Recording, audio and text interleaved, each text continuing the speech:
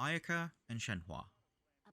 The question on many people's lips are, with the next run of pulls, do we want Ayaka or do we want Shenhe? Now, I intend to answer this question fairly simply, in the hopes of demonstrating that they are both insanely useful, but in their own individual ways. For reference, we have my Ayaka. She currently has on the 4-piece Cryo set. She has the Black Sword, which I've nearly ascended all the way, finally. And yeah, her stats are fine. 200% crit damage is nice. Crit rate is only 54%. Thankfully, with the Cryo set, you really don't need that much crit rate, which is really nice. She's level 90. She's one of the very few level 90s I have. Her talents are fairly standard at 6, 6, and 6. They're all pretty integral to her kit. They're all, like, exceptionally good. So yeah, that's my Ayaka. Next up, we have Shenhe. Now, Shenhe isn't as much loved as Ayaka, because my enjoyment of Shenhe is a relatively recent one. Because I pulled her when she first came out, and I could not find a use for her for anything. And that was my fault. I didn't look at her kit whatsoever. Her stats are fairly basic. The plan with Shenhe is pretty much just get as much attack as possible, while ignoring more or less everything else. So she's got the Missive Wind Spear because, you know, increased attack is lovely. And then she's got 2-piece attack percent. And I think everything is... So this is attack percent, and attack percent. So yeah, Shenhe is all attack percent. No constellations. You've seen her stats. Same with Ayaka. No constellations. I don't duplicate 5-star units. It costs way too much money. I'd rather have a new character. I've been over this many times. So she's got crit damage on. This is a terrible piece, as you can probably see. I have no good crit damage. Hats, helmets, goblets, circlets, that's the one. And I probably never will. Cryo damage, again, not very good. And attack percent. Don't know if attack percent is the best option, but it's the one I'm currently using. None of my characters ever built 100% properly. That's kind of on me. Back to Shenhe in terms of her talents. Her 1 is absolutely useless, don't bother. Her E is, I would argue, more important than her Q. I always feel like her Q doesn't do as much compared to her E, but that might just be me. But yeah, these two more or less should be on the same level. So that's just a quick look at how they're built. Again, I will state, as per usual, my characters are never built 100% efficiently. As long as my character can do the job they are designed to do, honestly, that is more than enough for me. Now, let's take a look and see what they are like as individuals. And I will be able to answer your question ever so shortly in the battle of Ayaka versus Shenhe. But first up, we need to knock this thing out. Okay, the thing is down. So we've got standard E, you know, a couple of K, not too bad. Then we've got our ult. Around 6.9k damage on its own. This is without any buffs or anything. This is without utilizing Shenhe or anyone else. So that's Ayaka's potential on her own. And now it's Shenhe's turn. So we've got basic attacks, doesn't really do anything.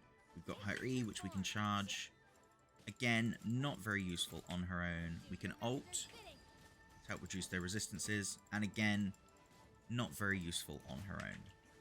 So, after looking at these two as individuals, Ayaka is an insane main DPS, or sub DPS, depending on if you just want to use her ult and dip, that's up to you. Whereas Shenhe, her strength is not as a DPS. Certainly not as a main DPS anyway. Sub DPS, you could make the argument. No. Shenhe is an enabler, and not in a negative term. She is an exceptional enabler for any cryo unit in the game. And one of the best cryo units in the game is Kamisato Ayaka. Her Q is insane, her E is fantastic, and her cryo-infused attacks make her incredibly consistent at all types of content. So, let's see them enable one another. Right, now that it's knocked out, we'll Shenhe E, we'll Q, and then we'll Kamisata ult, and then just, yeah. So, as you can see, Ayaka is already incredibly strong. Shenhe on her own, not very useful. Shenhe combined with someone like Ayaka, absolutely insane. Shenhe basically allows for double DPS, if not more, depending on circumstances. And that's just these two. I've not even considered adding someone that buffs attack beforehand, like Noblesse Oblige, which I can try out now. Right, so let's try this with a full team, which can enable even more attack percent. So, with Bennett, we've got his ult, obviously. We've got Noblesse Oblige proccing as well, so they'll stack on top of each other. And then on top of that, we also have Pyro Resonance increasing attack by 25%. So, funnily enough, this isn't a team I ever use because, I don't want to say it, but I'm really bored of using Bennett. I spent like the first year using Bennett, and then after I had my small break, I was like, nah, don't use Bennett anymore, he's boring. But I can't say that he isn't exceptionally good at increasing DPS, and Toma's just here because I needed another Pyro DPS. I just needed another Pyro unit, not specifically a DPS. Normally, I would throw in Hu Tao with this team because Melt, and Melt is fantastic. But anyway, let's get everyone's ults, and let's try this again, shall we? Now that it's down, let's Bennett ult, activating the Bless Oblige, pop that down, and then we Ayaka ult. And then we just casually do 20k damage per tick. Now, obviously, the, Regis Vines aren't the strongest creatures in the entire game, but, they act as a pretty solid benchmark. So, with that little demonstration over, who would I recommend you pull in the Ayaka versus Shenhe debate? If you already own Ayaka, and you don't want more constellations of her, and you're thinking, should I get Shenhe? If you want a Cryo enabler, or you have someone like Ganyu, or you just have a Cryo unit that you love, and you want to be able to do even more damage, Shenhe is a fantastic inclusion, because she just enables your Cryo units so very much, and it is absolutely wonderful. However, if you do not have someone like Ayaka, or you don't have a Cryo unit that you are particularly fond of, and you want a new solid main DPS that does not really need any additional support, go for Ayaka. Shenhe, she needs company. Shenhe on her own, completely useless. I'm sure there's a DPS Shenhe out there. I don't want that. It is not very fun. She is not a very fun DPS. As an enabler, however, what she can enable your team to do is absolutely absurd. So, in essence, if you've got Ayaka, grab Shenhe. You will not be regretting it, and your DPS will thank you. If you do not have either of them, then I recommend you pick up Ayaka. Ayaka is one of the best main DPSs in the game, and she will probably stay that way for quite some time. But at the end of the day, if you don't care for either of the characters' playstyles, then don't pull for them.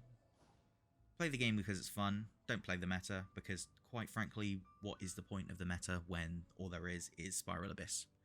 And all they ever really do with Spiral Abyss is every update make it slightly more painful to 12 star. To 36 star, sorry. So yeah, ultimately, the decision is up to you. Is one character better than the other? Depending on how you answer the question, yes, but also no. Ayaka's, in terms of main DPS, Ayaka is hands down better in every single way. In terms of being able to enable other characters, Shenhe is better in pretty much every single way, but Ayaka's still relatively solid. But together, they are absolutely fantastic. Do I recommend you pull for both of them if you're only looking to pull one 5-star? Probably not. Hoyoverse does not need that much money from you. But that's my opinion on the matter. Let me know what you think. Do you love Shenhua? Do you love Ayaka? Do you hate them both? Let me know. I'm always intrigued to see what people think of the characters in the game.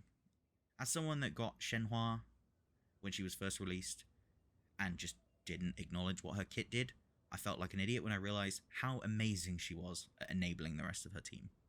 But that's just me. Anyway, thank you for those that stuck around until the end. Be sure to like, comment, subscribe, and all of that good stuff. And until next time, I've been James, the Mayor of Jamestown. Goodbye.